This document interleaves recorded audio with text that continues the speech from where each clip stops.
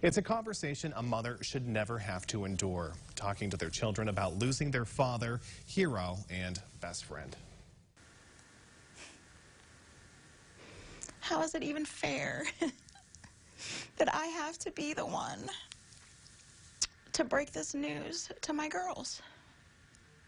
How is it even fair that I have to be the one to just crush their hearts?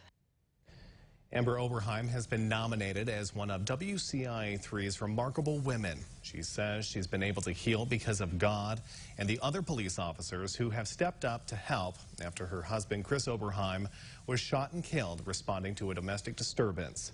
WCIA3's Marley Capper shares her story. God will make good out of every single situation. And so that's what I feel like he's doing. A knock on the door.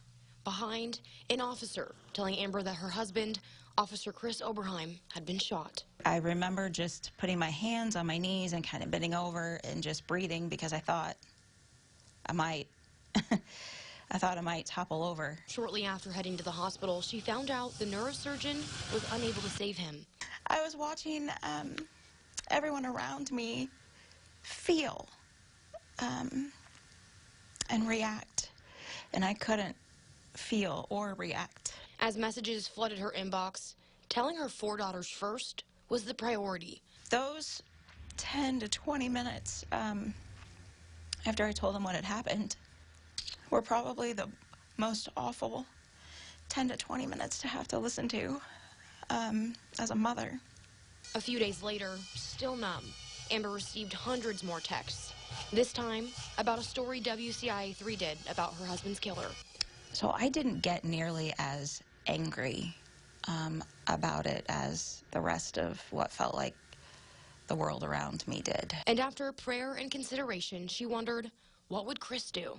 It's not just about Amber Oberheim having some massive forgiveness about a mistake that was made at the station. It's about Amber Oberheim realizing it's not about her and trusting God to make good out of the situation.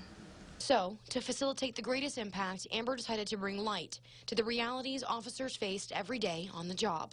If this opportunity wasn't there, I don't think that our community and just Central Illinois as a whole would have had the same experience of how much people love our police officers. And to give credit to the men and women who got her and her girls through their darkest days.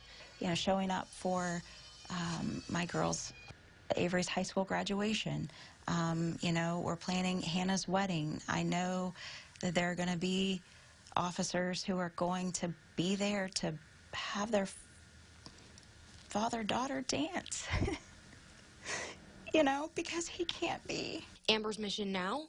Advocating for police officers, advocating for police wives, being there for families who have also gone through the unthinkable, and finishing out the task God has set in front of her.